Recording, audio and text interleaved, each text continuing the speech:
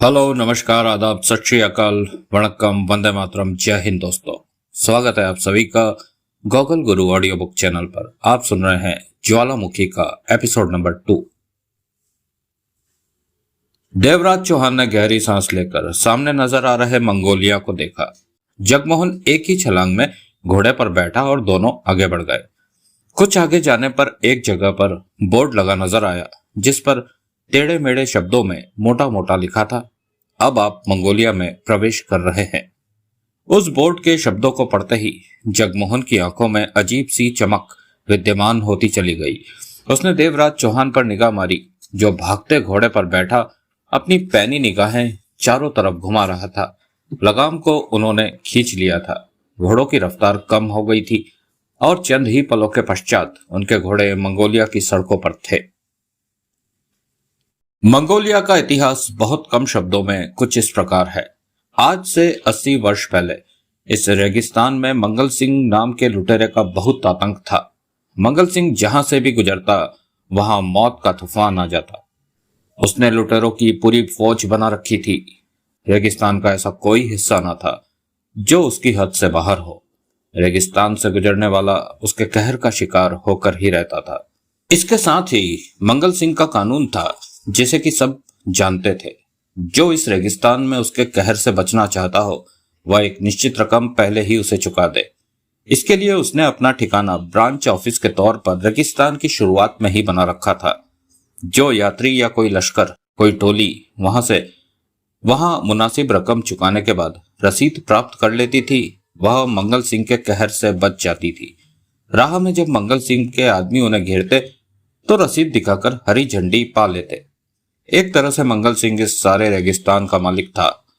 रेगिस्तानी डाकू मंगल सिंह का नाम दूर दूर तक उसके दरिंदगी भरे कारनामों के साथ लिया जाता था।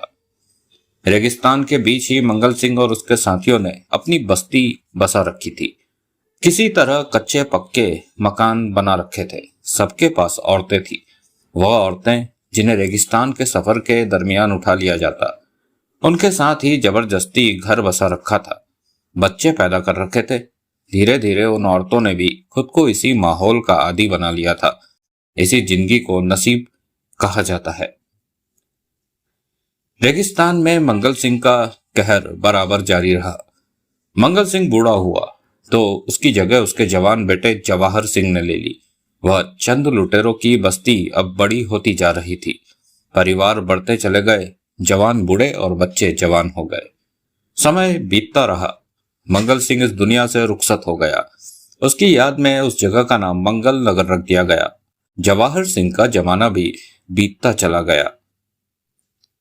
रेगिस्तानी सफर लोगों का कम होता चला गया। लूट का माल जब हाथ लगना कम हो गया तो वे लोग लूट के लिए रेगिस्तान से बाहर जाने लगे। सिलसिला कम होने की अपेक्षा बढ़ता ही चला गया। इन रेगिस्तानी लुटेरों के पांव शहरों में फैलते चले गए और शहरों के लुटेरे भी इस बस्ती में पनाह पाने लगे। इस बस्ती का ढांचा बदल रहा था। जरूरत की हर वस्तु धीरे धीरे वहां उपलब्ध होने लगी। कईयों ने अपने धंधे बदल लिए। कुछ शरीफ बन गए, कुछ पुराने ढर्रे पर ही चलते रहे। कुल मिलाकर वहां हर तरह के लोग बस गए। कई खतरनाक अपराधी बाहर से आकर वहां बस गए। कई वहां सामान पहुंचाकर मोटा मुनाफा कमाने लगे।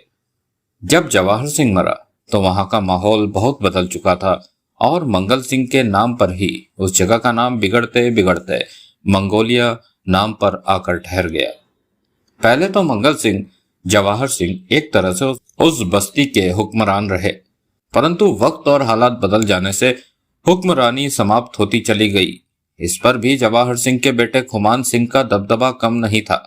कुछ ना होकर भी वह मंगोलिया का जैसे मालिक ही था। और आज मंगोलिया में कच्ची पक्की सड़कें भी थी जो कि मंगोलिया के लोगों ने खुद ही अपनी सहूलियत के लिए बनाई थी। जैसे तैसे पानी का भी इंतजाम कर लिया था। लाइट के लिए जनरेटर का इस्तेमाल होता था। वहां पर रेस्टोरेंट, जुआ घर, होटल, हर तरह की चीज मौजूद थी। हर तरह के लोग मौजूद थे। मंगोलिया के भीतर रहकर यह महसूस नहीं हो पाता था कि यह रेगिस्तान के भीतर बसी कोई बस्ती है, बल्कि वह छोटा मोटा शहर सा महसूस होता था। कमी थी तो सिर्फ इतनी कि वहां वाहन नहीं थे, सिर्फ घोड़ों का ही इस्तेमाल होता था। मंगोलिया में सिर्फ एक ही कानून था, ताकत का। जिसके पास ताकत उसी का सब कुछ। हर कोई तगड़ा लुटेरा, हर कोई खूंखार दरिंदा वहशी, सबके पास दौलत के ढेर थे। और वहां कई ग्रुप थे जो कि एक दूसरे के खून के प्यासे थे। किसी की जान लेना मामूली बात थी। जिसकी गोली पहले चलती थी वही जिंदा रहता। इसी प्रकार का खूनी सिलसिला जारी था, हर समय जारी था और शायद जारी ही रहेगा। और मंगोलिया में सबसे खतरनाक वहशी और दरिंदा समझा जाता था मंगल सिंह का पोता, जवाहर सिंह का 40 वर्षीय बेटा खुमान सिंह, जिसके पास लूट की अथाह दौलत मौजूद थी जो किसी खजाने से कम नहीं थी। पिछले 1 घंटे से देवराज चौहान और जगमोहन घोड़ों पर बैठे मंगोलिया की सड़कों पर घूम रहे थे। रेगिस्तानी इलाके में जैसी खूबसूरत बस्ती बनी थी वह किसी मिसाल से कम न थी। यह सब कुछ छोटा मोटा शहर लगता है, क्या नहीं है यहाँ, सब कुछ ही तो है। अधिकतर मकान पक्के थे, कई तो 3-4 मंजिला भी बने हुए थे। मुख्य सड़क पक्की थी या फिर आवश्यकता अनुसार 2-4 सड़कों को और भी पक्का कर रखा था, अन्यथा बाकी सब रेतीली मिट्टी की कच्ची पगडंडियां ही थी। मंगोलिया पहुंचकर उन्हें इस बात का एहसास हुआ कि वह किसी छोटे से शहर में मौजूद हैं। सफर की भारी थकान खत्म हो गई थी। कमाल है, जगमोहन के होठों से निकला, यह तो भरा पूरा शहर है। मैंने तो सोचा था छोटी सी यूं ही बस्ती होगी, लेकिन यह तो। जगमोहन गहरी सांस लेकर रह गया। वास्तव में देवराज चौहान ने सिर हिलाया। मैंने भी नहीं सोचा था कि मंगोलिया में हर तरह की सुविधा होगी। देवराज चौहान की पैनी निगाह हर तरफ घूम रही थी। हर तरफ घोड़े ही घोड़े नजर आ रहे थे। शायद घोड़ों की संख्या इंसानों से कुछ ज्यादा ही थी, इसलिए कि मंगोलिया के लिए घोड़े ही वाहन थे। घोड़ों पर सवार लोग आ जा रहे थे और ज्यादातर लोग खतरनाक दरिंदे ही लग रहे थे। कईयों ने उन्हें तौलने वाली निगाहों से देखा। उन्हें देखने वाला हर कोई समझ रहा था कि यह मंगोलिया पहुंचने वाले नए पंछी हैं। शायद ही कोई बिना होल्स्टर के नजर आया हो, नहीं तो सबके पास कमर में बंधे होल्स्टर थे, जिनमें मौजूद भरी हुई रिवॉल्वरें वक्त आने पर कभी भी आग उगलने को तैयार थी। अब जगमोहन ने देवराज चौहान को प्रश्न भरी निगाहों से देखा। देवराज चौहान ने लगाम को कलाई में फंसाया और सिगरेट सुलगाकर पुनः लगाम थाम ली। घोड़े मध्यम गति से आगे बढ़ते जा रहे थे। रहने के लिए कोई होटल वगैरह तलाश कर लिया जाए, देवराज चौहान ने कहा।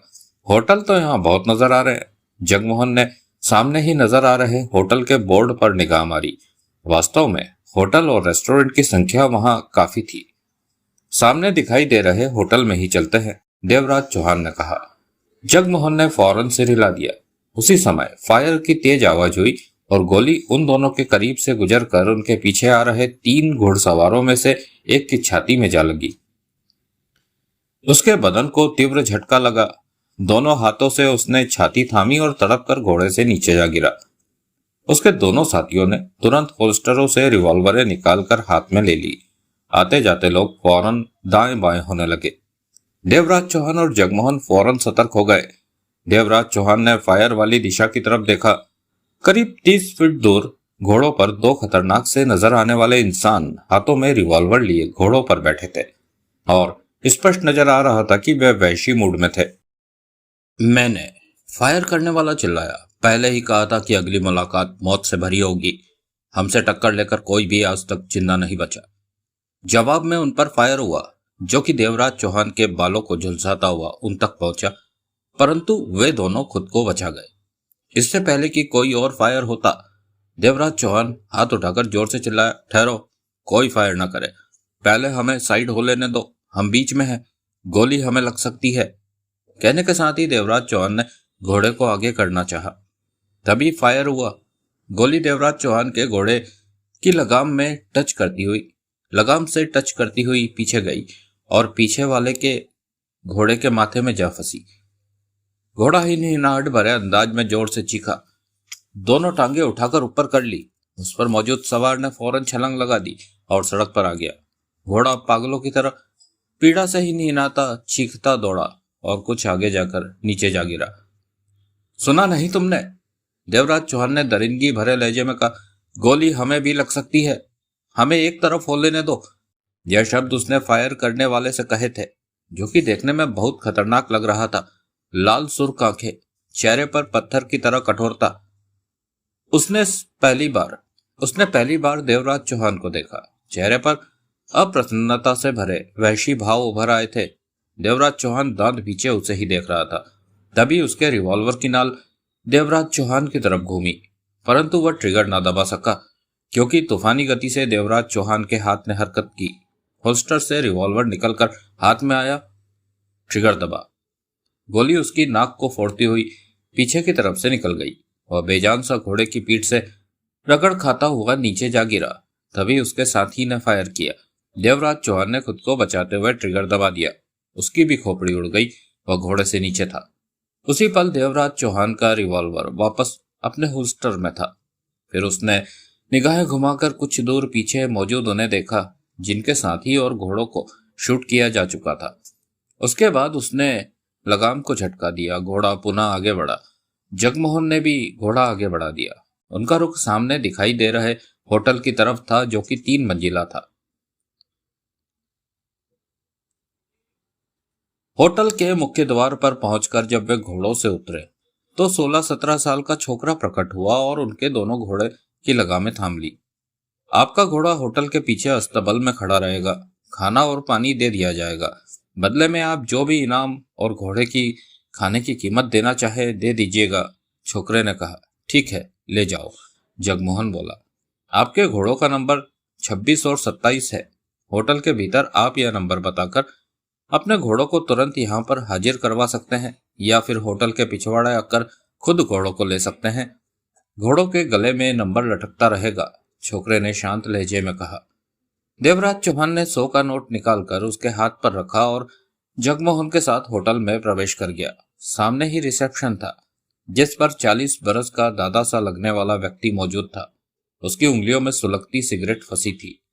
देवराज चौहान रिसेप्शन के करीब पहुंचकर ठिठका और सिर पर पड़ी फेल्ट कैप हाथ में लेकर उसे झाड़ने के पश्चात वापस सिर पर रख लिया। थोड़ी सी जगह को लॉबी का रूप दे रखा था, जहां कई खतरनाक से नजर आने वाले चेहरे मौजूद थे। हर किसी की कमर पर होल्स्टर बंधा था और एक आदमी पैंट कमीज पहने वेटर का काम निपटा रहा था। देवराज चौहान ने रिसेप्शन पर मौजूद व्यक्ति को देखा। वह पहले से ही दोनों को तीखी निगाहों से देखे जा रहा था। कमरा चाहिए, देवराज चौहान ने कहा। क्या जरूरत है? उसके स्वर में कड़वाहट थी। क्या मतलब? तुम अभी अभी बाहर शूटिंग करके आ रहे हो, 2 को शूट किया। तो वे दोनों अजगर खान के आदमी थे। अजगर खान तुम दोनों को अब जिंदा नहीं छोड़ेगा। वह यहाँ का खतरनाक लड़का है। यूं समझो कि 1-2 घंटे ही तुम दोनों की जिंदगी बाकी है। अजगर खान, देवराज चौहान ने मुस्कुराकर जगमोहन को देखा। सुना तुमने? हाँ, जगमोहन ने सिर हिलाया। अजगर खान बार बार हमारे रास्ते में आ रहा है। हमारे साथ क्या होता है इसकी फिक्र तुम ना करो, देवराज चौहान ने कहा। हमें कमरा दो। तुम लोगों को कमरा नहीं दे सकता, उसने स्पष्ट शब्दों में कहा। क्यों? मैं नहीं चाहता कि इस होटल में खून खराबा हो। किसी दूसरे होटल में कमरा ले लो।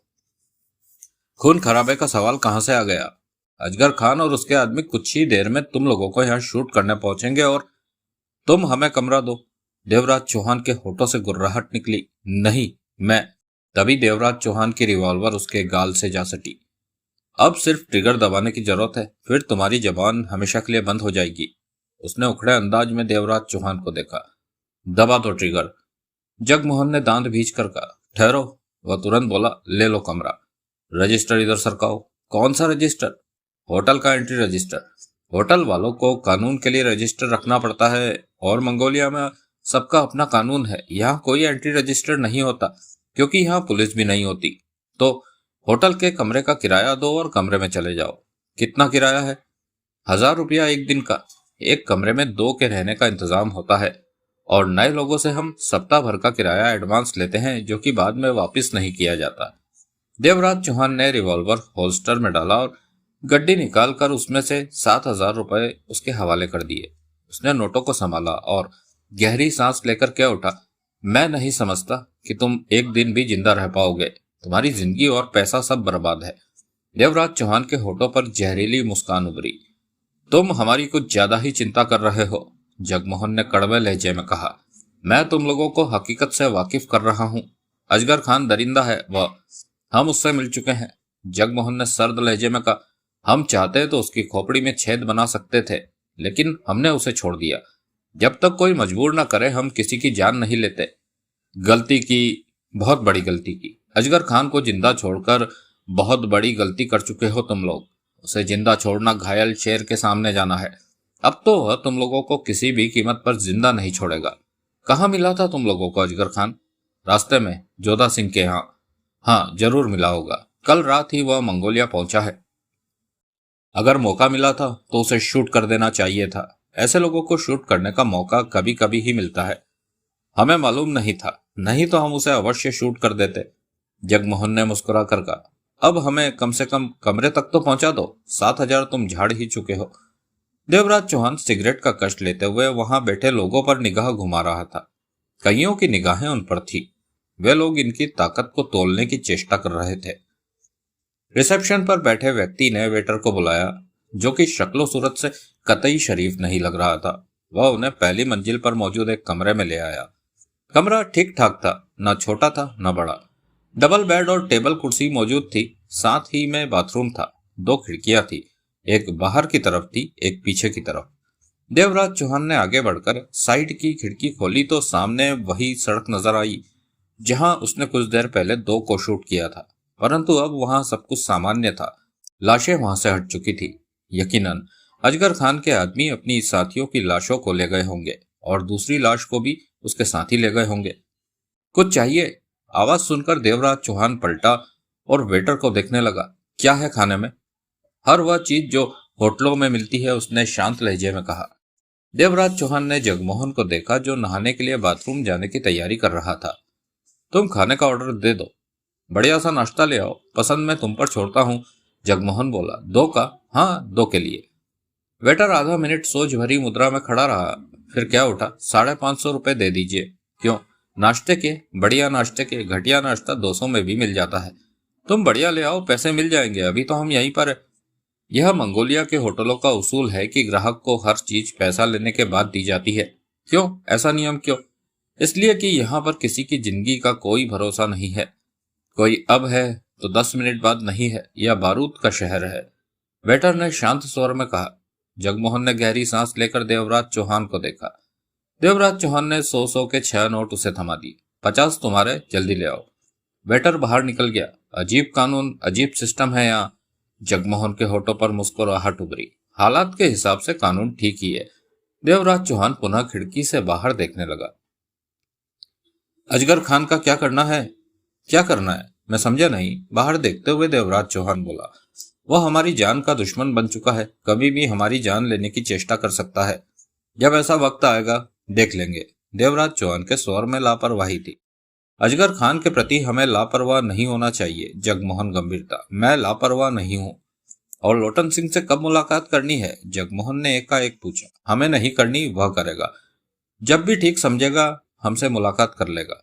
उसे कैसे मालूम होगा कि हम मंगोलिया पहुंचे हैं? देवराज चौहान पलटा। उसके चेहरे पर क्रूरता भरी मुस्कान उभर आई थी। अजगर खान की खतरनाक हस्ती को मद्देनजर रखते हुए मंगोलिया में यह बात फैलती जा रही होगी कि किन्हीं 2 नए मंगोलिया आने वालों ने अजगर खान के आदमियों को शूट किया। इस बात से अजगर खान भी जान चुका होगा कि वह 2 हम हैं, और लोटन सिंह समझ गया होगा कि हम आ पहुंचे हैं। जगमोहन के होठों से गहरी सांस निकल गई। बहुत खतरनाक जगह है यह। यहाँ इंसानी जान से ज्यादा घोड़े की जान की कीमत है। कोई कानून नहीं, कोई पुलिस नहीं, जो जिसे शूट कर सकता है कर दे। लोटन सिंह ने हमें स्पष्ट रूप से मंगोलिया के भीतरी हालातों के बारे में नहीं बताया था। हाँ, नहीं बताया था। उसे डर था कि मंगोलिया के खतरनाक माहौल के बारे में सुनकर हम यहाँ आने से इनकार न कर दे। देवराज चौहान के होठों पर मीठी मुस्कुराहट उभरी। जगमोहन ने मुंह बनाया और नहाने के लिए बाथरूम में प्रवेश कर गया। देवराज चौहान पुनः खिड़की से बाहर सड़क का नजारा देखने लगा। देवराज चौहान और जगमोहन नहा धोकर कपड़े बदलकर हटे ही थे कि वेटर नाश्ता ले आया। नाश्ता बढ़िया था, लेकिन 550 रुपए के हिसाब से बढ़िया नहीं था। नाश्ता समाप्त करके देवराज चौहान ने सिगरेट सुलगा ली। चेहरे पर गहरी सोच के भाव थे। कहाँ चलना है? जगमोहन ने प्रश्न भरी निगाहों से देवराज चौहान को देखा। देवराज चौहान ने जगमोहन पर निगाह मारी, फिर सिर हिलाकर क्या उठा, जिस काम के लिए हम यहाँ आए हैं उसके लिए जरूरी है कि मंगोलिया के पूरे नक्शे से वाकिफ हो जाएं। कौन सी सड़क कहाँ जाती है और कौन सा रास्ता कहाँ जाने के लिए इस्तेमाल किया जा सकता है, इन बातों को जानना हमारे लिए बहुत जरूरी है। जगमोहन ने सहमति में सिर हिलाया। तभी वेटर ने भीतर प्रवेश किया। उसके हाथ में थैला था और चेहरे पर व्याकुलता से भरे भाव थे। करीब आकर उसने थैला टेबल पर रखा। यह आप दोनों के लिए अजगर खान का आदमी दे गया है, अजगर खान ने भिजवाया है यह। देवराज चौहान के होठ सिकुड़ गए। जगमोहन की आंखों में असमंजस के भाव उभरे। वेटर स्थिर खड़ा था। देवराज चौहान ने थैला उठाकर उसे खोला, भीतर झांका, फिर भीतर पड़ा सामान निकालकर टेबल पर रख दिया। अमेरिकन मेक की 2 बढ़िया रिवॉल्वर और 100 गोलियों का पैकेट साथ था। देवराज चौहान ने निगाहें उठाकर प्रश्न भरी निगाहों से वेटर को देखा। इसका क्या मतलब हुआ? वेटर खामोश रहा। अजगर खान के आदमी ने यह सामान दिया, साथ में कुछ कहा नहीं? देवराज चौहान ने पुनः पूछा। कहा था, वेटर ने चिंतित लहजे में कहा। वह बोला, कह देना कि 2 रिवॉल्वर और फालतू राउंड अजगर खान ने भिजवाए हैं, इसलिए कि जब आप लोग अजगर खान के हाथों शूट होने जा रहे हो तो कम से कम आप लोगों को इस बात का गिला न रहे कि आपके पास असला बारूद खत्म हो गया है। सुनकर देवराज चौहान के होठों पर मुस्कुराहट उभरी। अब कभी अजगर खान के आदमी से मुलाकात हो तो उसे शुक्रिया कह देना हमारी तरफ से। बोलना, रिवॉल्वरें हमें पसंद आई, अच्छी खूबसूरत चीजें हमें वास्तव में बहुत पसंद आती है। वेटर ने सिर को झटका दिया, फिर धीमे से क्या उठा। मैं आप दोनों के बारे में नहीं जानता, लेकिन अजगर खान के बारे में बहुत अच्छी तरह जानता हूँ। वह वास्तव में अजगर है। जिसे निगलना चाहता है निगल कर ही रहता है। हमें निगलने के लिए उसे बड़ा मुंह चाहिए, छोटे मुंह से वह हमें नहीं निगल सकेगा। देवराज चौहान ने हौले से हंसकर कहा। अजगर खान की हमें जरा भी परवाह नहीं। कहना बताना मेरा फर्ज था, वेटर ने कहा और मुड़कर वहां से बाहर निकल गया। देवराज चौहान ने रिवॉल्वर उठाकर उसे खोला। चैम्बर भरा हुआ था। उसने रिवॉल्वर को कपड़ों के भीतरी हिस्से में छिपा लिया।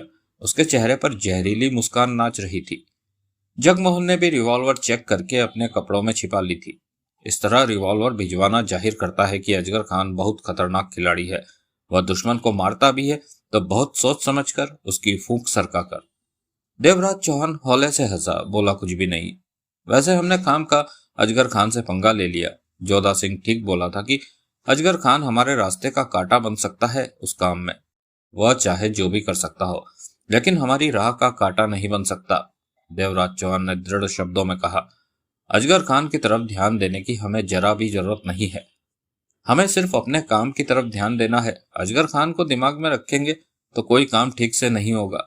गलती तो हो चुकी है हमसे।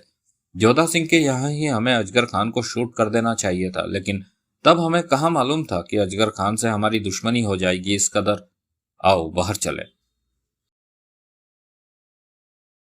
देवराज चौहान और जगमोहन होटल के पीछे बनी खाली जगह में पहुंचे जहां होटल का अस्तबल था। वह छोकरा वहीं मौजूद था। उन्हें देखते ही तुरंत उठ खड़ा हुआ। नमस्कार जनाब, घोड़े निकालूं क्या? उसने पूछा। जगमोहन ने सिर हिलाया। अगले ही पल वह एक तरफ बंधे कई घोड़ों में से उनके दोनों घोड़े निकाल लाया। घोड़ों के गलों में पतली सी रस्सी बांधकर लटकाए गए घोड़ों के नंबर उसने निकाल लिए। कुछ ही पलों के उपरांत वे घोड़ों पर सवार सड़क पर थे। रास्तों को पहचानने की कोशिश करो, देवराज चौहान बोला। हो सके तो इंसानों को भी। अगर हमारे साथ मंगोलिया का ही कोई बंदा होता तो हमें बहुत आसानी होती। अब भी कोई दिक्कत नहीं, एक आध दिन में ये सारे रास्ते हमें जाने पहचाने लगने लगेंगे। उनके घोड़े धीमी धीमी गति से आगे बढ़ रहे थे। कई लोगों ने उन्हें खास निगाहों से देखा, जो कि शायद जानते थे कि यह नए मंगोलिया पहुंचे हैं और अजगर खान के शिकार बन बैठे हैं। करीब 3 घंटे वे दोनों घूमते रहे, रास्तों को पहचानते रहे। इन 3 घंटों के दरमियान वे दोनों मंगोलिया के भीतरी भूगोल से काफी वाकिफ हो चुके थे। मंगोलिया कोई खास बड़ा नहीं था। वह करीब 8 किलोमीटर के दायरे में फैला हुआ था। रास्ते में 2 जगह उन्होंने पानी पिया। हर गिलास के उन्हें 15 रुपए देने पड़े। जब घोड़ों पर बैठे बैठे उन्हें थकावट होने लगी तो उन्होंने एक खूबसूरत से नजर आने वाले रेस्टोरेंट के सामने घोड़ों को रोका। नीचे उतरकर उन्हें एक तरफ बांधा और भीतर प्रवेश कर गए। भीतर से रेस्टोरेंट और भी खूबसूरत था। सजावट में कोई कसर नहीं छोड़ी गई थी। टेबल कुर्सियां बेहतरीन थी। आधे से ज्यादा टेबल कुर्सियां लोगों से भरी पड़ी थी। उनमें शरीफ चेहरे भी थे और दादा चेहरे भी। वेटर हरे कपड़े पहने अपने काम में व्यस्त थे। देवराज चौहान और जगमोहन ने एक टेबल संभाल ली। एक ऐसा भी चेहरा था जिस पर से जगमोहन की निगाह नहीं हट रही थी। देवराज चौहान भी उस चेहरे को देख चुका था। वह रेस्टोरेंट के एक कोने में छोटे से काउंटर के पीछे बैठी थी। वेटर उससे बिल तैयार करवाते और ग्राहकों से पैसे लेकर उसके हवाले कर देते। गजब की खूबसूरत थी वह, हटाने से भी निगाहें नहीं हट रही थी। काले कपड़े पहन रखे थे, कमर तक जाते खुले बाल, मोटी मदहोश कर देने वाली आंखें, जो देखे देखता ही रह जाए। यह कौन है? जगमोहन के होठों से निकला। होगी रेस्टोरेंट की कर्मचारी, देवराज चौहान ने लापरवाही से कहा। मुझे तो कर्मचारी नहीं लगती। यहाँ इतने खतरनाक लोगों के बीच मासूम सी नजर आने वाली लड़की सुरक्षित नहीं रह सकती, जबकि इसे तो कोई देख नहीं रहा। जगमोहन ने विचार भरे स्वर में कहा, बहरहाल जो भी हो, मेरे ख्याल में मंगोलिया का सबसे ज्यादा खुशनुमा फूल होगा। देवराज चौहान ने कोई जवाब ना दिया। उसकी निगाहें रेस्टोरेंट में बैठे खतरनाक चेहरों पर दौड़ रही थी। कुछ बातों में व्यस्त थे, दो चार ऐसे भी थे जो उन्हें घूर रहे थे। तभी वेटर आया, उसे कॉफी और स्नैक्स लाने को कहा। जब वह जाने को था तो जगमोहन बोला, सुनो। वेटर ने ठिठक कर प्रश्न भरी निगाहों से उसे देखा। वह कौन है? कौन वह? वेटर समझा नहीं। वह जो छोटे से काउंटर के पीछे बैठी है। जगमोहन ने आंख से उस तरफ इशारा किया। वेटर ने उस लड़की पर निगाह मारी, फिर गहरी निगाहों से दोनों को देखा। नए आए लगते हो मंगोलिया में। हाँ, तभी तो जानकारी लेने की खातिर तुझसे पूछा है। जगमोहन मुस्कुराया। जानकारी प्राप्त करने तक ही रहिएगा, वेटर ने शांत भाव में कहा। वह इस रेस्टोरेंट की मालिक है, उसका बाप इस रेस्टोरेंट का मालिक है। समझे कि खुलकर समझाऊं? समझ तो गया, लेकिन तुम खुद ही सोचो, ऐसी खूबसूरत लड़की इन दरिंदों के बीच ठीक ठाक रह सकती है? रह सकती है, रह भी रही है। देख लो, किसी की निगाह बिना वजह उसकी तरफ उठ भी जाए। वेटर वास्तव में सच कह रहा था। यह बात तो वह पहले ही नोट कर चुका था। यह करिश्मा कैसे कि किसी की निगाह उस पर बिगड़ नहीं रही, इसलिए कि वह जोधा सिंह की बेटी है। जोधा सिंह? देवराज चौहान चौंका। हाँ, जोधा सिंह। मंगोलिया के लिए वह तूफान है कि कुछ मत पूछिए। हालांकि वह मंगोलिया से काफी दूर अकेला रहता है, कभी कभार ही अपनी बेटी से मिलने मंगोलिया आता है। जोधा सिंह यहाँ हो या कहीं दूर, उसके रास्ते में आने से हर कोई कतराता है। उसकी बेटी की तरफ बुरी निगाह उठाकर मंगोलिया की सड़कों को खून से गीला करना है क्या? ओह! देवराज चौहान के होठ सिकुड़ गए। यह रेस्टोरेंट जोधा सिंह का है? जगमोहन ने पूछा। हाँ, उसी का है। अजगर खान भी जोधा सिंह से डरता है? जगमोहन ने वेटर को देखा। अजगर खान चाहे कुछ भी हो, लेकिन जोधा सिंह के सामने बच्चा है। अब समझा। क्या नाम है जोधा सिंह की बेटी का? नगीना। बस नाम तक ही रहिएगा, इससे आगे नहीं बढ़ना, वेटर ने उसे सतर्क किया। जगमोहन ने सिर हिलाया। वेटर चला गया। इसका मतलब जोधा सिंह वास्तव में डेंजर आदमी है, जगमोहन ने देवराज चौहान से कहा। इन सब हालात से तो यही जाहिर होता है, देवराज चौहान ने स्थिर लहजे में कहा। जोधा सिंह यहाँ से कितनी दूर बैठा है तुम देख ही चुके हो, और यहाँ पर एक से एक वहशी दरिंदे हैं, परंतु किसी में इतनी हिम्मत नहीं कि जोधा सिंह की बेटी नगीना की तरफ आंख उठाकर भी देख ले। सीधी सी बात है, जोधा सिंह मंगोलिया का बेहद खतरनाक और खूंखार आदमी है, जबकि हमने उसे आम लड़ाकों की तरह समझा था। उसने ठीक ही कहा था कि मंगोलिया में उसे शांति नहीं मिल सकती, और इसीलिए उस वीराने में वह शांति के लिए बैठा है। जगमोहन गहरी सांस लेकर रह गया। कुछ देर बाद ही वेटर कॉफी और स्नैक्स ले आया। देवराज चौहान और जगमोहन कॉफी और स्नैक्स में व्यस्त हो गए। मिनट भर बाद ही उन्हें इस बात का एहसास हुआ कि जैसे रेस्टोरेंट में उठता शोर कुछ थम सा गया हो। उन्होंने निगाह उठाकर हर तरफ घुमाई और रेस्टोरेंट के सदर द्वार पर नजरें जाकर टिक गई। रेस्टोरेंट में शोर थमने का कारण उनकी समझ में आ गया था। मुख्य द्वार पर 6 खतरनाक से नजर आने वाले दरिंदे नुमा इंसान खड़े थे। उनकी कमर में बंधे होल्स्टरों से रिवॉल्वरें बाहर की ओर झांक रही थी। यहां तक तो सब ठीक था, परंतु सबसे खतरनाक बात यह थी कि वह खूनी निगाहों से उन दोनों को ही देख रहे थे। देवराज चौहान ने सिर घुमाया और स्नैक्स खाने में व्यस्त हो गया। यह तो हमें ही देख रहे, जगमोहन के होठों से निकला। हाँ, देवराज चौहान ने कॉफी का घूंट भरा। यह अजगर खान के आदमी है। तुम यह बात कैसे कह सकते हो? यह बात तो स्पष्ट उनके चेहरों पर लिखी है। देवराज चौहान मुस्कुराया। हमारा शिकार करने के लिए इन 6 को अजगर खान ने भेजा है। यह हमें होटल में तलाश करने भी अवश्य गए होंगे। काफी देर से हमें तलाश कर रहे होंगे और अब हमें देखकर इन्हें चैन मिला होगा। आई मुसीबत। देवराज चौहान ने अपने हिस्से का स्नैक समाप्त किया और कॉफी के छोटे छोटे घूंट भरने लगा। जगमोहन ने अनमने मन से स्नैक्स उठाया और मुंह में ठूसने लगा। रेस्टोरेंट में अब बिल्कुल शांति छा चुकी थी। वह अब हमारी तरफ आ रहे हैं, जगमोहन एकाएक धीमे स्वर में बोला। वह तो आना ही था। दो वहीं खड़े हैं, चार का रुख हमारी तरफ है, जगमोहन ने पूर्ववत लहजे में कहा। देवराज चौहान शांत मुद्रा में कॉफी के घूंट भरता रहा। चंद ही पलों में वह चारों यमदूतों की भांति सिर पर आ खड़े हुए थे। देवराज चौहान ने निगाह उठाकर टेबल को घेरे चारों को देखा, फिर गर्दन घुमाकर मुख्य द्वार पर खड़े बाकी दोनों को। तत्पश्चात कॉफी के घूंट भरने लगा। जगमोहन इस समय बेहद सतर्क और तैयार था। मुंह में स्नैक्स ठूसा था जिसे खाकर वह मुंह खाली कर लेना चाहता था। इसी कारण उसने कॉफी का तगड़ा घूंट भरा। रेस्टोरेंट में बैठे लोगों की सांसें जैसे ऊपर की ऊपर और नीचे की नीचे थी। मामला तो उनकी समझ से दूर था, परंतु यह बात तो वह समझ रहे थे कि लाशें बिछने वाली है। देवराज चौहान और जगमोहन नाम है ना तुम दोनों का? एक ने गुर्राहट भरे लहजे में पूछा। हाँ, देवराज चौहान ने बिना निगाहें उठाए कहा। अजगर खान का भेजा थैला मिल गया था। हाँ, उसमें अमेरिकन मैक की 2 रिवॉल्वरें और 100 बुलेट की पैकिंग थी। अजगर खान से शुक्रिया कहना, बोलना रिवॉल्वरें हमें पसंद आई। कहने के पश्चात देवराज चौहान ने कॉफी का आखिरी घूंट भरा और खाली प्याला टेबल पर वापस रख दिया। यह बात हमें अजगर खान ने कही थी कि रिवॉल्वरों की बाबत अवश्य पूछना। वह नहीं चाहता मरने के समय तुम बिना हथियार के हो। उसके आवाज में दरिंदगी थी। अजगर खान से कहना कि 24 घंटे हथियार मेरे बदन के साथ चिपका रहता है। वह आदमी हंसा। उसने तीनों साथियों पर निगाह मारी, फिर होल्स्टर से रिवॉल्वर निकालकर हाथ में ले ली। उसके चेहरे पर मौत से भरी मुस्कान थी। जानते हो हम क्यों आए हैं? क्यों? अजगर खान ने हमें तुम्हारी मौत का पैगाम बनाकर भेजा है, वह बोला। पहले तुमसे पूछ ले कि तुम बिना हथियार तो नहीं हो। अगर तुम बिना हथियार हो तो तुम्हें छोड़ दिया जाए, और जब भी तुम हथियार के साथ नजर आओ तुम्हें शूट कर दिया जाए, साथ में तुम्हारे साथी को भी। अब तो तुम लोगों के पास बराबर हथियार है। हाँ, असले की हमारे पास कोई कमी नहीं।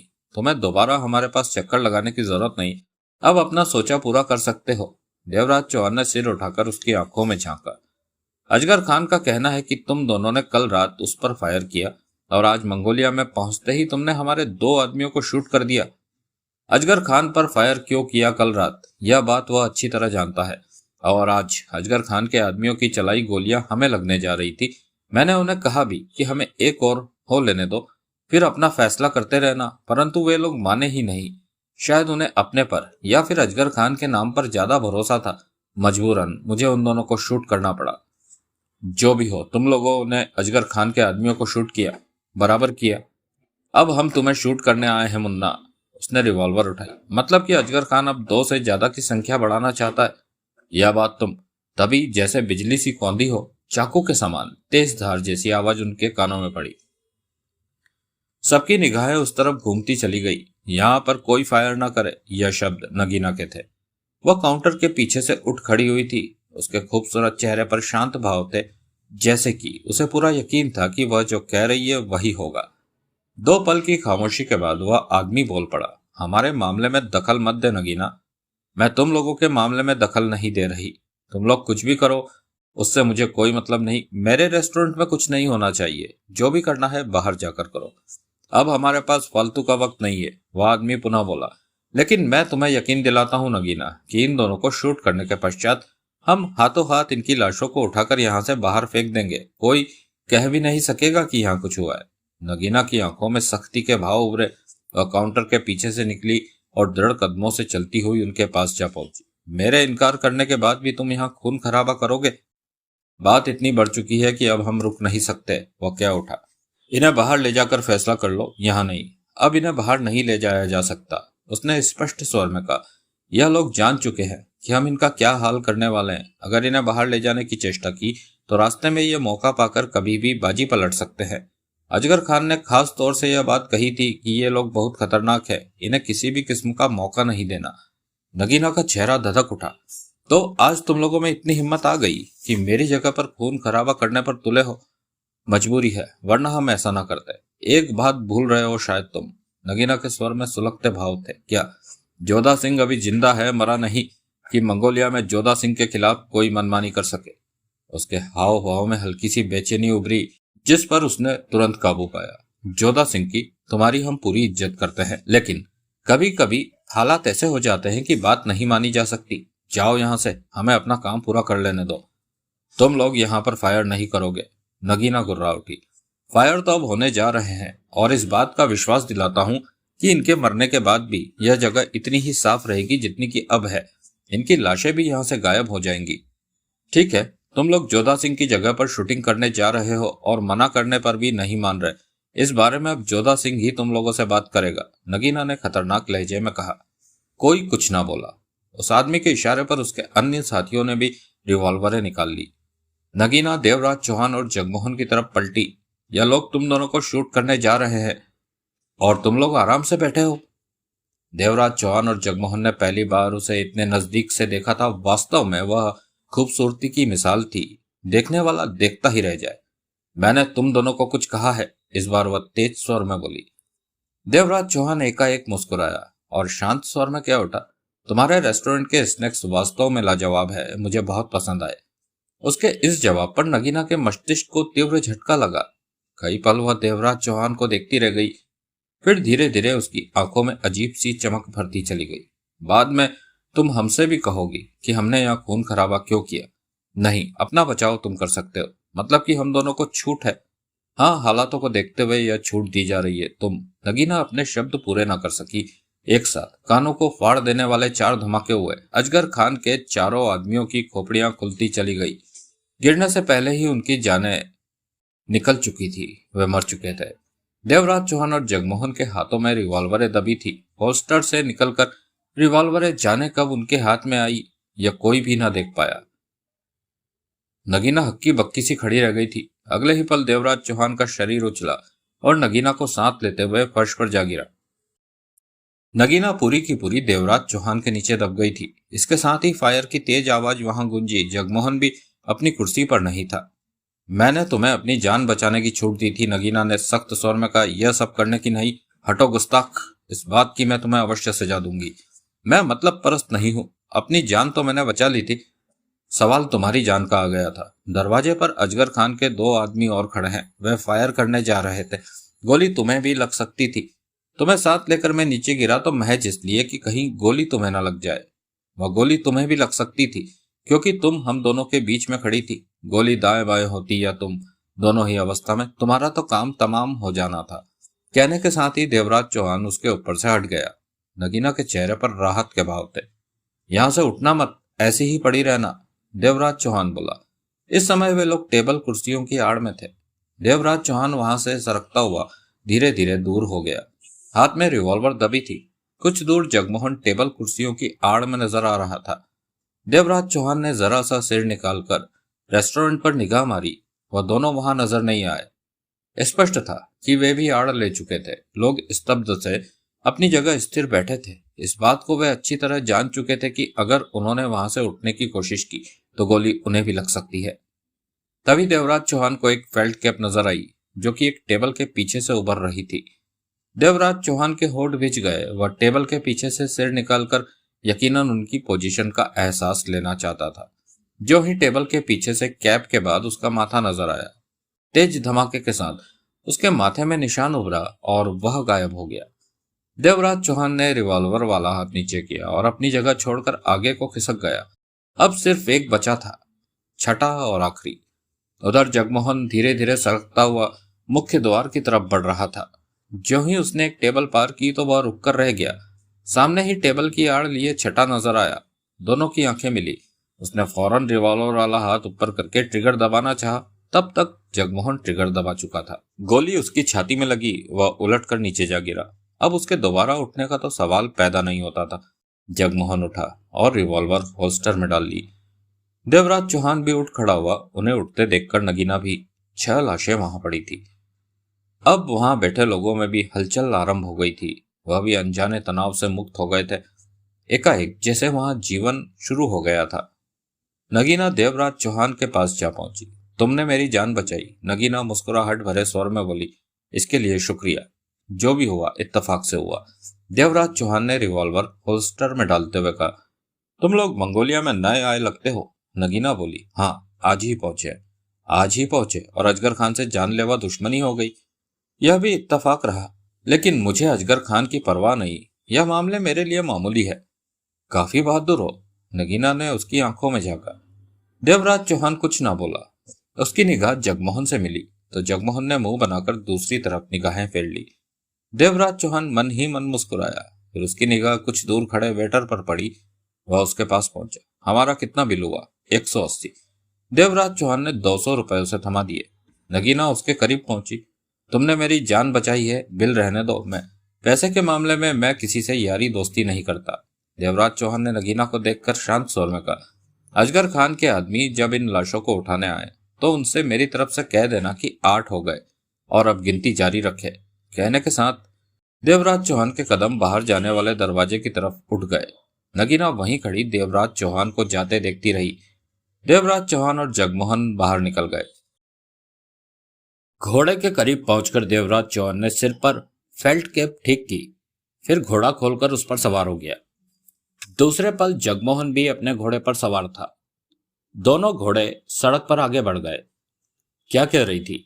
जगमोहन ने एकाएक पूछा। कौन? वही नगीना। कुछ खास नहीं, फिर भी बोल रही थी तुम्हारा दोस्त मुझे बहुत पसंद आया। देवराज चौहान ने कहा। जगमोहन ने बुरा समूह बनाकर दूसरी तरफ मुंह फेर लिया। वह समझ गया कि इस बारे में कोई भी बात करना बेमानी है। देवराज चौहान सीधे मुंह जवाब नहीं देने वाला। अब जरा सावधान रहना, देवराज चौहान बोला। अजगर खान अब किसी भी हाल में खामोश नहीं बैठेगा। वह हमें हर हाल में जल्द से जल्द शूट करने की चेष्टा करेगा, क्योंकि मंगोलिया में अब यह बात उसकी इज्जत का सवाल बन गई है कि वो नए आने वाले उसके 8 आदमियों को मार चुके हैं। जब तक वह हमें नहीं मारेगा तब तक अपना पुराना रुतबा कायम नहीं कर पाएगा। इस हिसाब से तो अब वह पुरजोर कोशिश करेगा। जगमोहन के होठों से निकला। हाँ, तभी तो कह रहा हूं, किसी भी तरफ से लापरवाह मत रहना। जैसे भी हो, अजगर खान के यारों से हमें अपनी जान बचानी ही नहीं, मुंह तोड़ जवाब देना है। यह तो खामखा की मुसीबत गले पड़ गई। यहाँ पर जो जितना खतरनाक है उसकी उतनी ही इज्जत होती है। हर कोई उससे डरता है, उसकी बात मानता है। अपनी धाक जमाने के लिए हमें भी मंगोलिया में खुद को सबसे खतरनाक साबित करना होगा। उससे क्या फायदा होगा? जिस काम की खातिर हम यहाँ आए हैं उसे पूरा करने में आसानी होगी।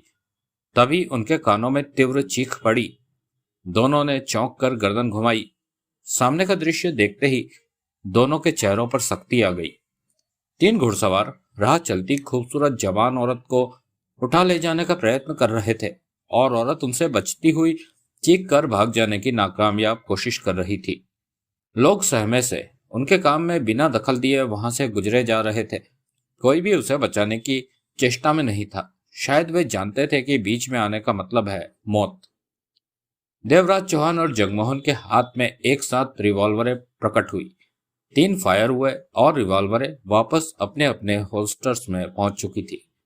वह तीनों सड़क पर गिरे पड़े तड़प रहे थे और औरत जान बचाकर एक तरफ दौड़ी जा रही थी। दोनों के घोड़े पुनः आगे बढ़ गए।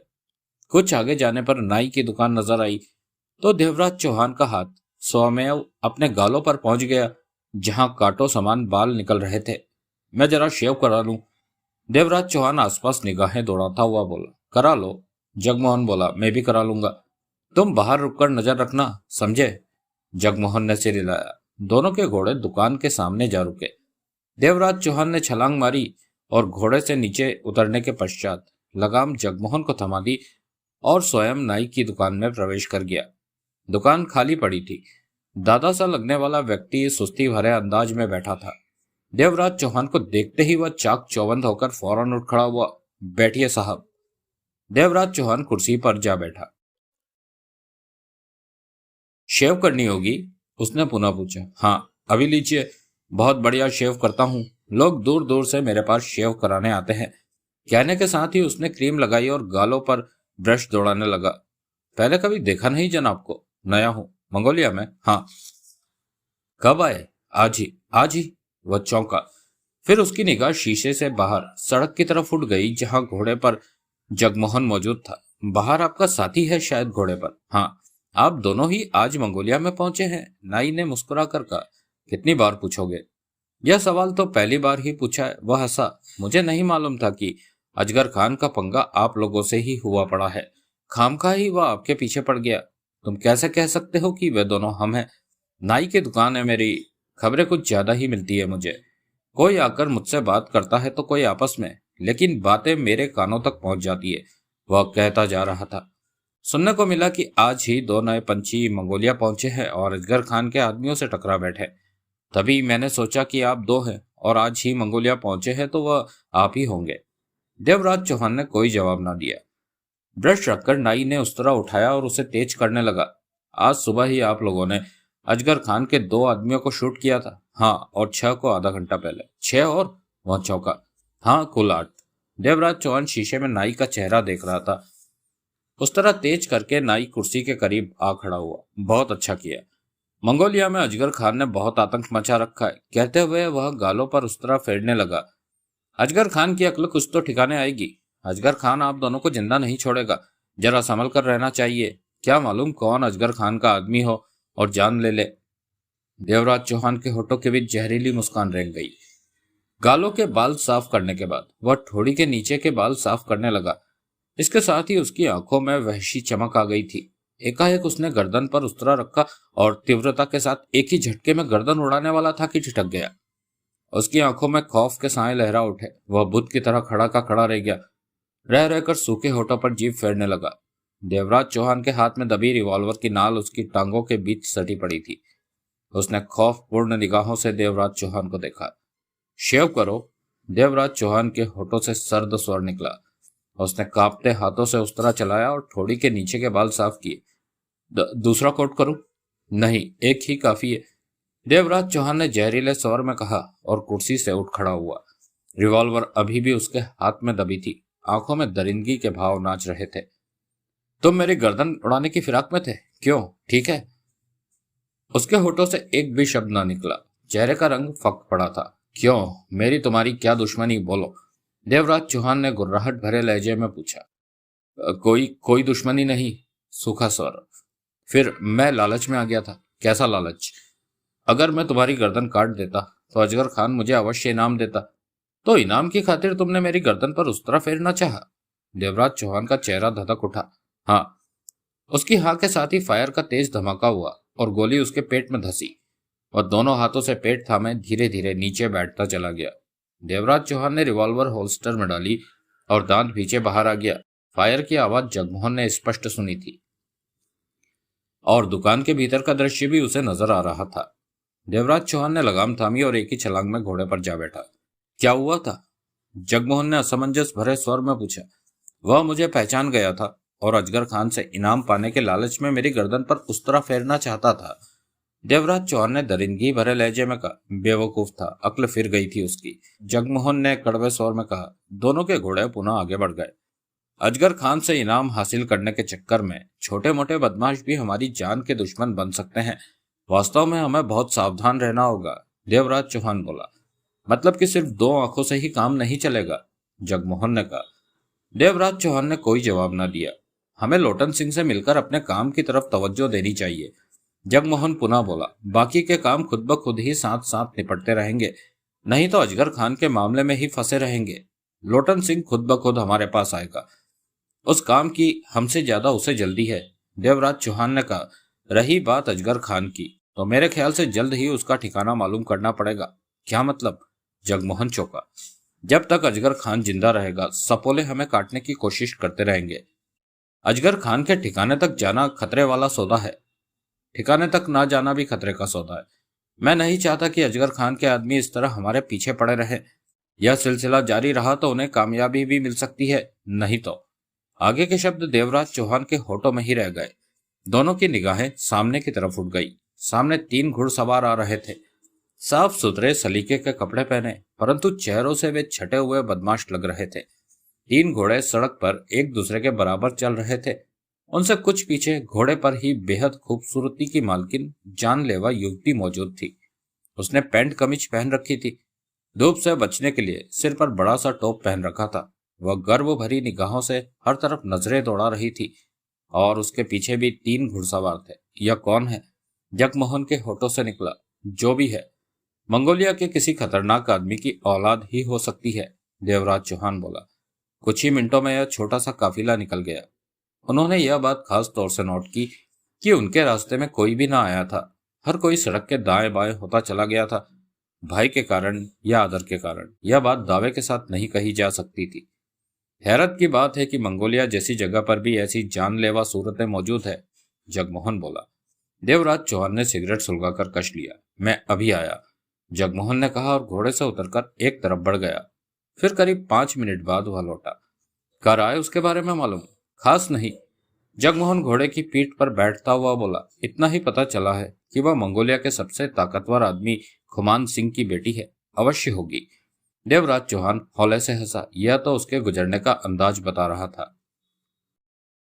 शाम ढले वे दोनों होटल पहुंचे। छोकरा होटल के मुख्य द्वार पर मौजूद था। उनके घोड़े लेकर वह अस्तबल की तरफ बढ़ चला। वे दोनों भीतर प्रवेश कर गए। रिसेप्शन पर वही आदमी मौजूद था। उन्हें देखते ही चौंका। वह दोनों रिसेप्शन पर पहुंचे। तुम हमें देखकर चौंके क्यों? देवराज चौहान ने पूछा। चौंकना पड़ा, हैरानी तो होती ही है, उसने दबे स्वर में कहा। क्यों? दिन में अजगर खान के 6 खतरनाक शूटर तुम दोनों को ढूंढते ढूंढते यहाँ आए थे। तुम्हारे न मिलने पर वे चले गए और जाते जाते कह गए थे कि तुम्हारे कमरे का सामान उठाकर बेशक उसे खाली कर लिया जाए, क्योंकि तुम दोनों की जिंदगी अब बाकी नहीं रही। तो तुमने हमारा सामान समेटकर कमरा खाली कर दिया। देवराज चौहान का स्वर तीखा हो गया। नहीं, अभी नहीं किया, कर देता, परंतु आज दिन भर बहुत व्यस्त रहा, उसने चिंतित लहजे में कहा। लगता है वे लोग तुम दोनों को ढूंढ नहीं पाए और अब वे फिर यहाँ आएंगे। होटल में व्यर्थ का खून खराबा होगा, हम लोगों को लाशें उठानी पड़ेंगी। चिंता मत करो, अब ऐसा कुछ भी नहीं होने वाला। देवराज चौहान मुस्कुराया। क्यों नहीं होगा? क्योंकि वे लोग हमें मिल गए थे। मिल गए थे? उसकी आंखें सिकुड़ गई। हाँ, और उनसे मुलाकात करने के बाद हम दोनों तुम्हारे सामने हैं। मतलब कि हाँ, मतलब कि जहां उनकी लाशें गिरी थी वह उठ चुकी होंगी अब तक। यह नहीं हो सकता। उसके मुंह से अविश्वसनीय स्वर निकला। क्यों नहीं हो सकता? वे 6 के 6 खतरनाक लड़ाके थे। उन्हें मार पाना इतना आसान नहीं जितना कि तुम लोग। हम लोग उन्हें मार चुके हैं और उनकी लाशें भी उठाई जा चुकी है, जगमोहन ने कड़वे स्वर में कहा। विश्वास करने लायक बात नहीं है, और अगर यह बात सच है तो यहाँ कभी भी कहर टूट सकता है अजगर खान का। वह अब तुम लोगों को किसी भी हाल में जिंदा नहीं छोड़ेगा। जल्द से जल्द तुम लोगों को खत्म करने की चेष्टा करेगा। अगर हो सके तो यह होटल फौरन छोड़ दो। तुम हमारे लिए इतने फिक्रमंद क्यों हो रहे हो? जगमोहन ने उसकी आंखों में झांका। मैं तुम लोगों के लिए इस होटल के बारे में फिक्रमंद हूँ।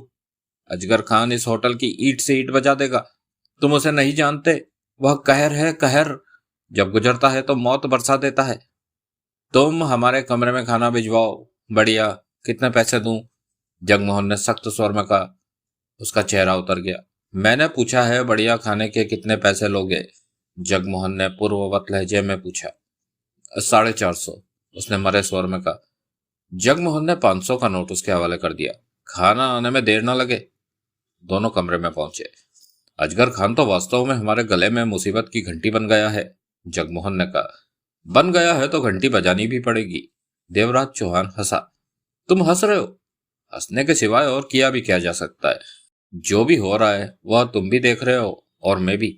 वैसे मैं कोशिश करूंगा कि अजगर खान का काम जल्दी ही निपट जाए। जहां तक मेरा ख्याल है, अभी तक तो अजगर खान हम पर छोटे छोटे वार करा रहा है।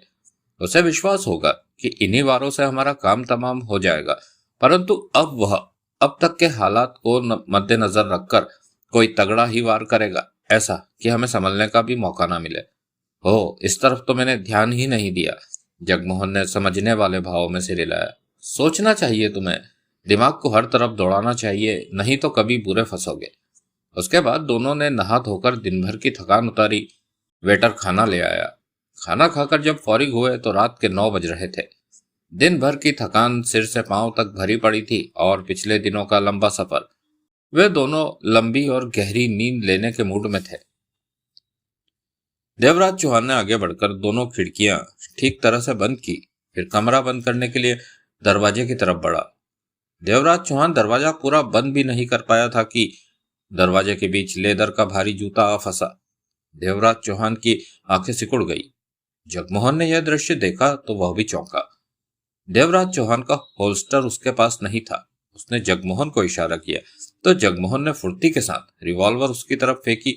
दूसरी खुद उसने थाम ली। रिवॉल्वर देवराज चौहान के हाथों में आ फंसी थी। चेहरा वहशी भावों से भर उठा था। कौन हो तुम? देवराज चौहान ने दरिंदगी भरे लहजे में कहा। दोस्त। गारंटी? दुश्मन कभी भी दरवाजे में जूता फंसाकर इस तरह खड़ा नहीं होता कि भीतर वाला दरवाजा खोले और फायर कर दे। फिर मैं अकेला हूं, खाली हाथ हूं। रिवॉल्वर मेरे पास है, होल्स्टर में है, और उसे हाथ में लेने का मेरा कोई इरादा ना है। देवराज चौहान 2 पल होठ भींचे खड़ा रहा। हमसे क्या चाहते हो? दोस्त हमेशा दोस्ती चाहता है, आने वाली आवाज में शांत भाव थे। मैं दरवाजा खोल रहा हूं, देवराज चौहान ने खतरनाक लहजे में कहा। तुम भीतर आओगे बिना किसी शरारत के। अगर तुम्हारे साथ कोई है तो वह बाहर ही खड़ा रहे। चंद पल बीतने के पश्चात देवराज चौहान ने इतना दरवाजा खोल दिया कि एक आदमी भीतर आ सके।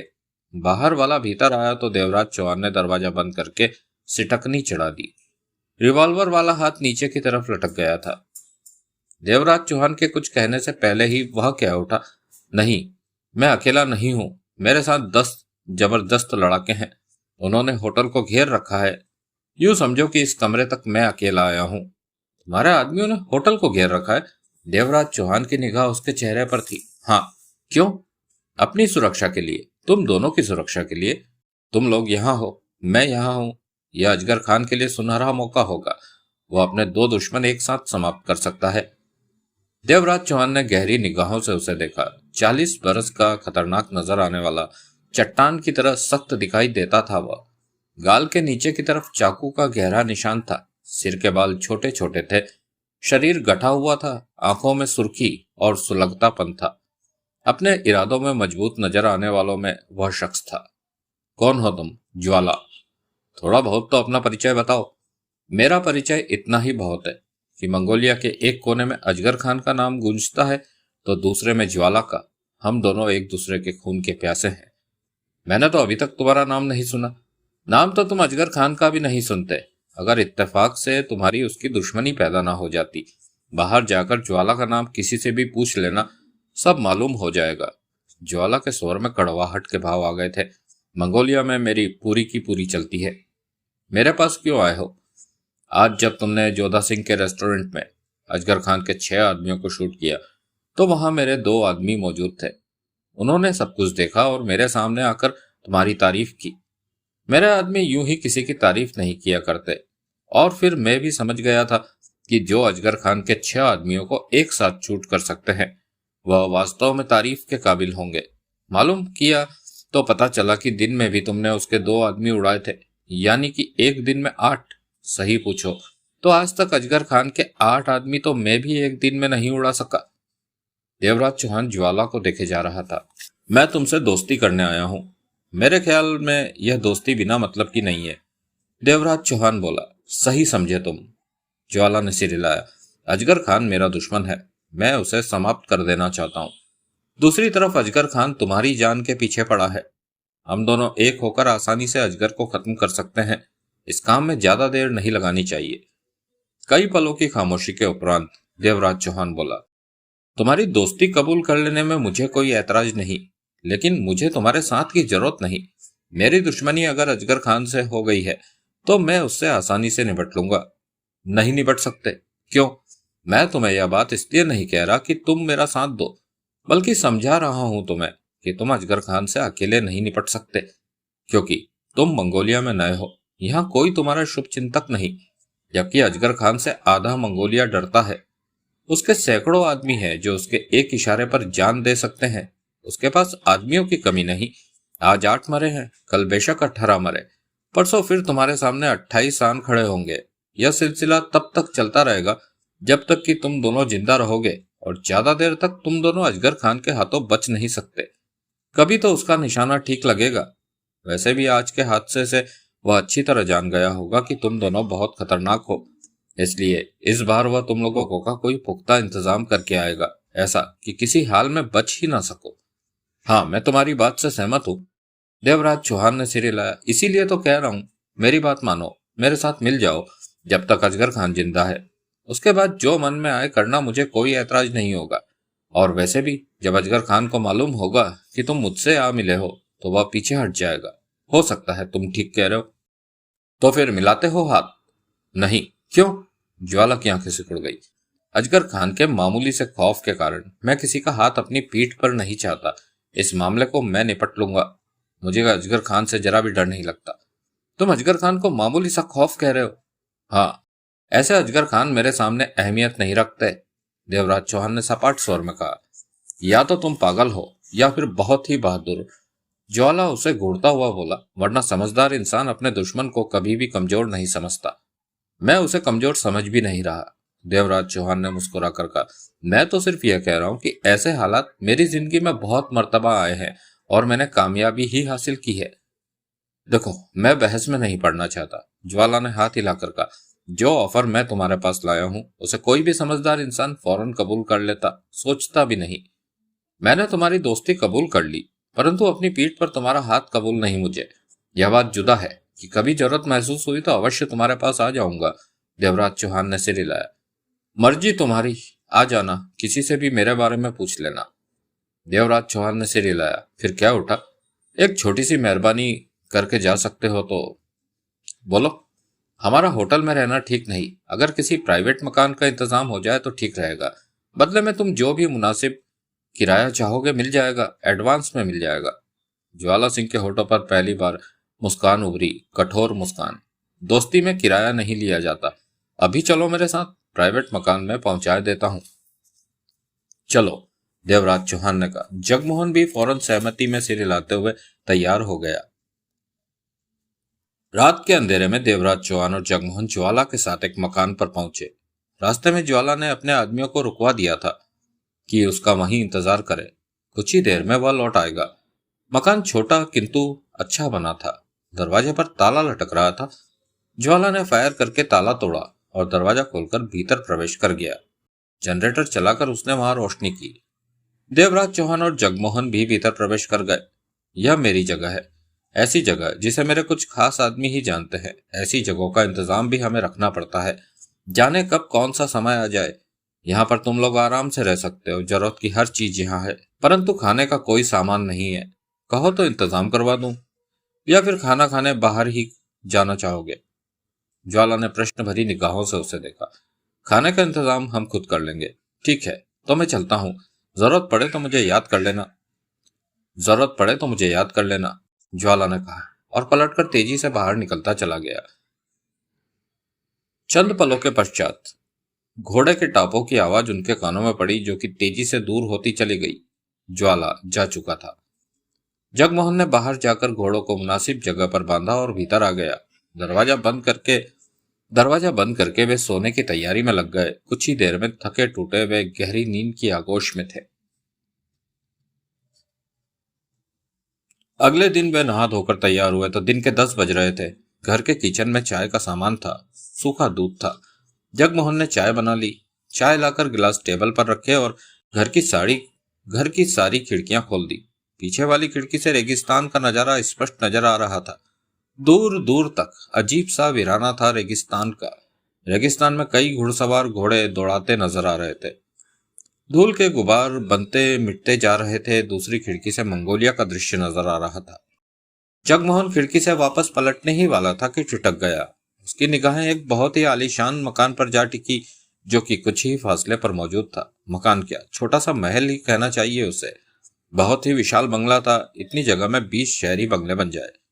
उसकी 4 दीवारी 20 फीट ऊंची थी, उतना ही ऊंचा लोहे का फाटक। वह 3 मंजिला बंगला था। मंगोलिया जैसी जगह में ऐसा महलनुमा बंगला होना वास्तव में आश्चर्य था। जगमोहन ने पलटकर देवराज चौहान पर निगाह मारी, जो चाय के घूंट ले रहा था। यहाँ देखो। देवराज चौहान उठा और खिड़की के पास पहुंचा। उसकी निगाहें भी उस विशाल खूबसूरत बंगले पर जा टिकी। होठ सिकोड़कर वह उसे देखता ही रहा। जगमोहन ने चाय उठाकर घूंट भरना शुरू कर दिया था। मकान अच्छा और हवादार था। करीब 5 मिनट बाद देवराज चौहान खिड़की से हटा। क्यों? जगमोहन मुस्कुराया। मंगोलिया में ऐसा बंगला होना हैरानी ही है ना? हैरानी ही है। देवराज चौहान ने चाय का घूंट भरते हुए सिर हिलाया। इसमें कोई शक नहीं कि इसे बनाने में काफी समय और बहुत ही ज्यादा मेहनत लगी होगी। किसका होगा यह? कौन रहता होगा इसमें? जगमोहन ने पूछा। क्या कहा जा सकता है? मंगोलिया के किसी प्रभावशाली। कहते कहते वह ठिठका। फिर क्या उठा? शायद खुमान सिंह का होगा यह। वही यहाँ का सबसे ताकतवर आदमी है। शायद। जगमोहन ने भी सिर हिलाया, उसी का होगा। देवराज चौहान ने चाय का खाली गिलास टेबल पर रखा और बोला, नाश्ते का प्रबंध करो। कहाँ से? बाहर से, बाजार से ले आओ। और तुम? मेरे साथ जाने की क्या जरूरत है, पैक करवा के ले आना। देवराज चौहान मुस्कुराया। जगमोहन ने सिर हिलाया और जल्दी से चाय समाप्त करके उठ खड़ा हुआ। संभल कर जाना, यहाँ कुछ पता नहीं कब क्या हो जाए। जगमोहन मुस्कुराया और बाहर निकल गया। दोस्तों, आज का एपिसोड यहीं समाप्त होता है। शीघ्र ही मुलाकात होगी एपिसोड नंबर 3 में। Thank you.